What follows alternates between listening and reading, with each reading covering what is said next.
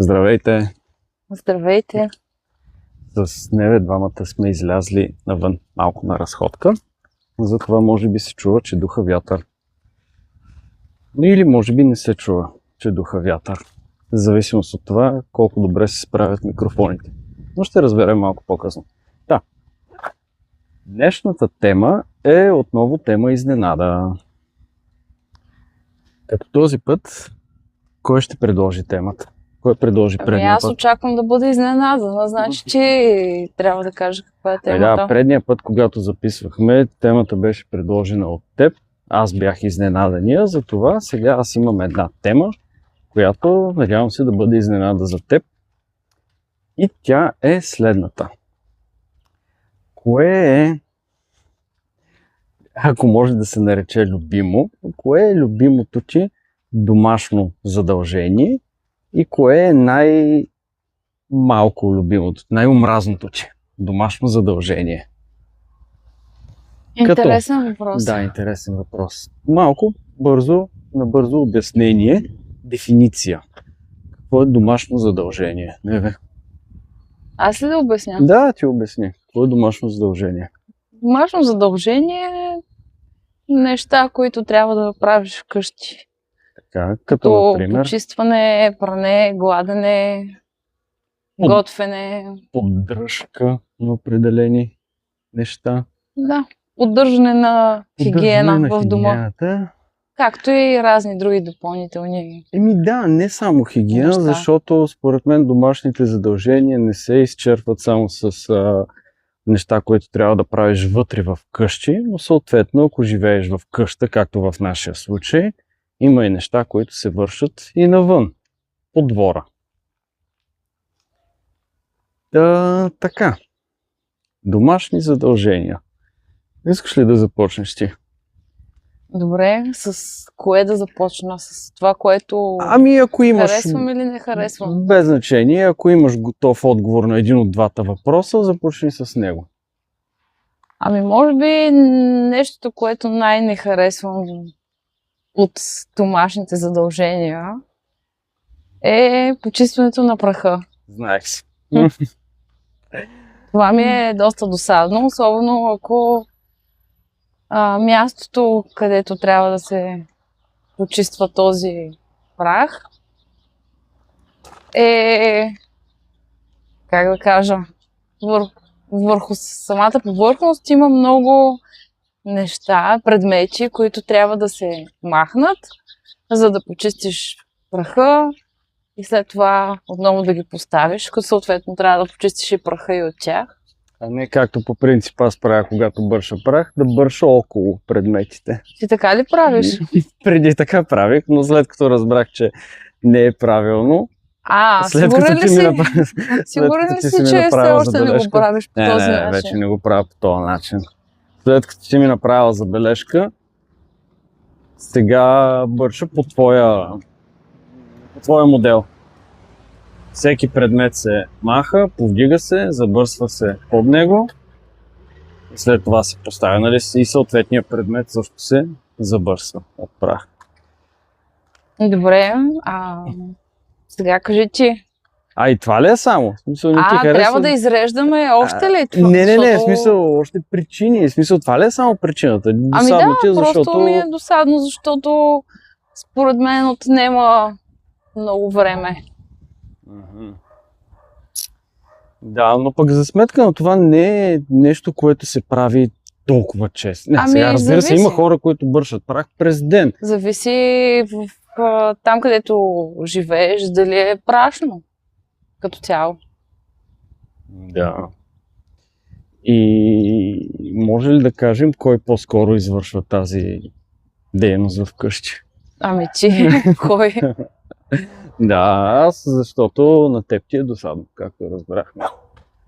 Аз нямам чак толкова против, честно да си кажа, да бърша прах. Добре, хайде сега да кажем, кое е моето най-омразно домашно задължение.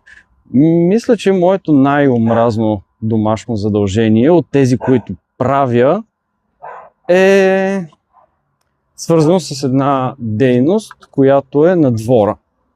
Тъй като ние имаме двор и на двора имаме Може ли да отгадна? Да, кажи. Да режеш храстите. Да режа храстите. Тоест да подрязвам храстите, защото като кажем рязане, някой може да си помисли, че просто ги режа, ги махам, ги отстранявам. Не, тук става въпрос за подрязване, т.е. оформяне на храстите. Тъй като имаме храсти, които са така наречени жив плет се наричат, т.е. храсти, които растат по протежението на ограда, която разделя двора. Тоест, по протежението на оградата между нашия двор и двората на съседите ни има засадени храсти от едната и от другата страна.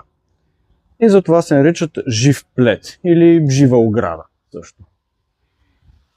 И за щастие обаче това не трябва да го правят твърде често, но поне минимум веднъж месечно трябва, тъй като храстите стават твърде високи, твърде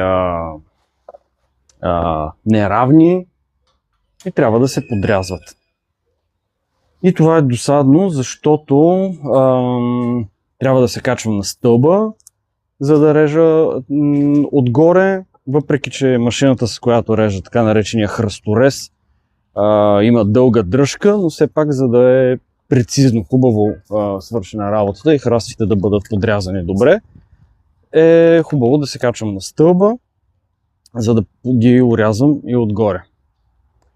И също другото досадно е, че в храстите има много мушици, комари и други насекоми. И особено лятото те кацат и си потен и отнема време и да, досадно е. Но за щастие поне не трябва да го правя твърде често. И така. Но виж, имаше разлика между моето най-малко или най-малко любимо или най-омразно домашно задължение и твоето, защото моето е нещо, което въпреки че не ми харесва, аз го правя, а твоето не ти харесва и по-скоро аз го правя. Трябва да пробваме ти да подрязваш храстите. Не съм много сигурна, че трябва, но окей. Добре. Имаш ли готов отговор на въпроса, кое е твоето любимо домашно задължение? Ако може, разбира се, да говорим за любимо или най-малко омразно.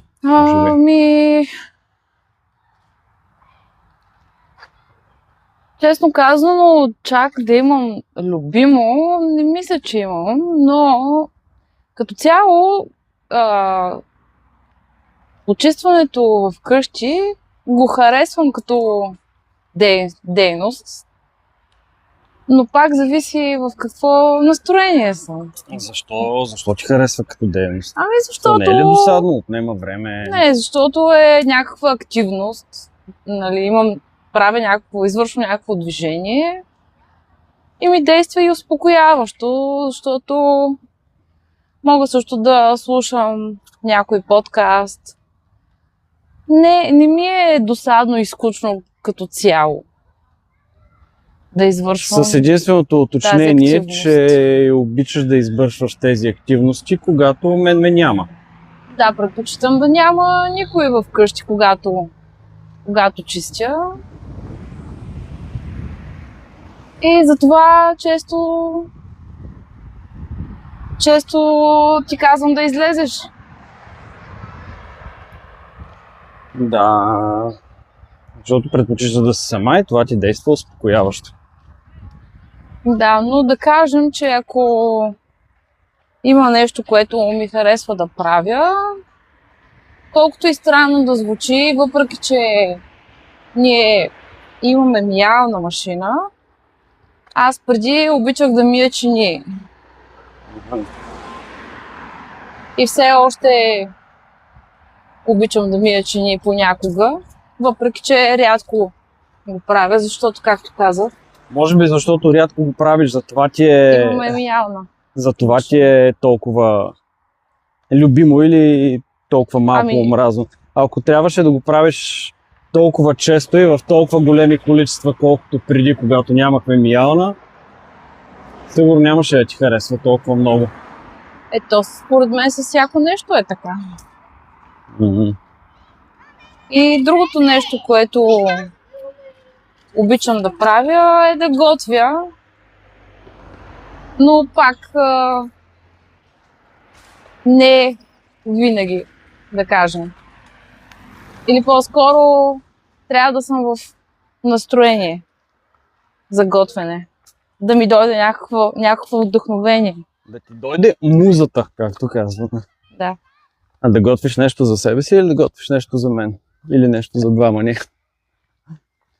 Ами аз за себе си като цяло не обичам да готвя. Тъй, че или за двамата, или за теб. Добре. Аз между другото се сетих за едно друго домашно задължение, което също не харесвам. Аз знам което.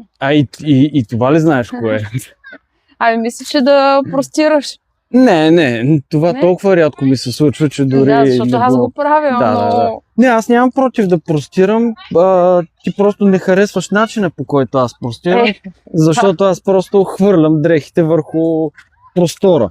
Простора всъщност са въжетата, върху които се закачват дрехите, или в моя случай, тъй като аз не ги закачвам, не използвам щипки, просто ги хвърлям и ги закачвам ги на въжетата. Тоест, провисвам ги на въжетата, без щипки.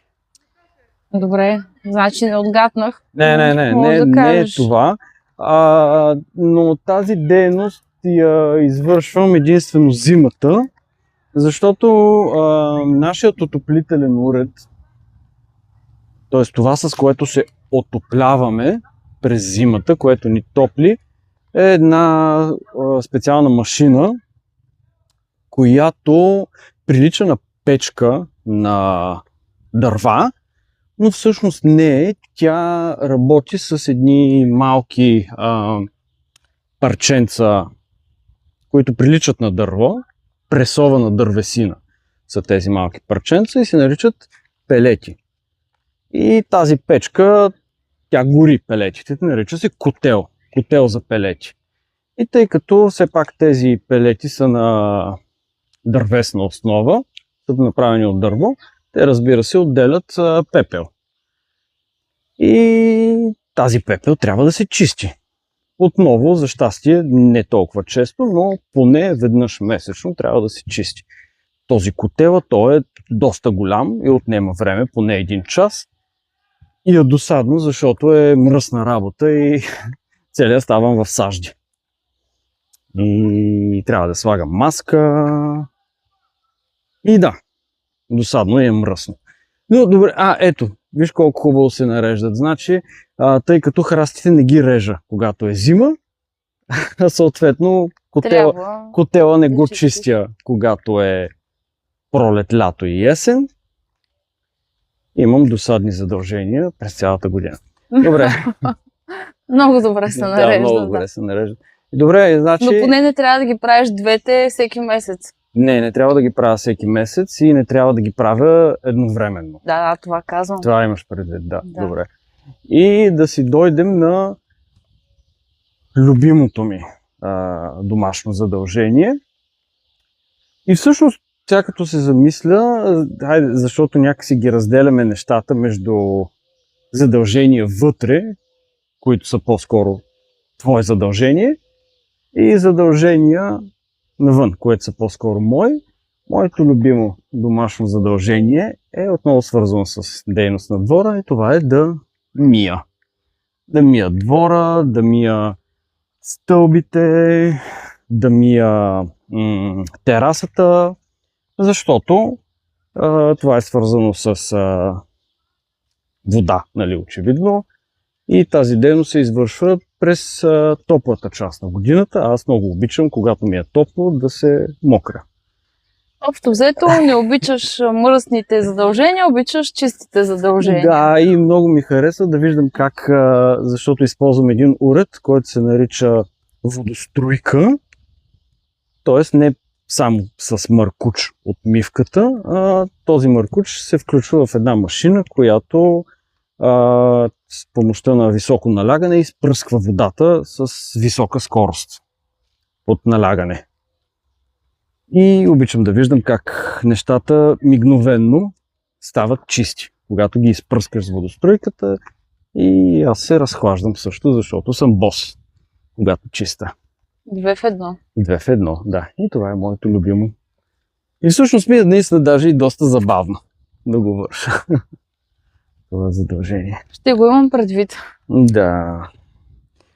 Добре, това беше моята тема изненада. Нещо да допълниш, за нещо друго, което ти е хрумнало? Ами, не мисля. Добре, това беше днешния разговор. Надявам се да ви е било интересно. И следващия път е ред на Неве за тема изненада. Чао! До скоро.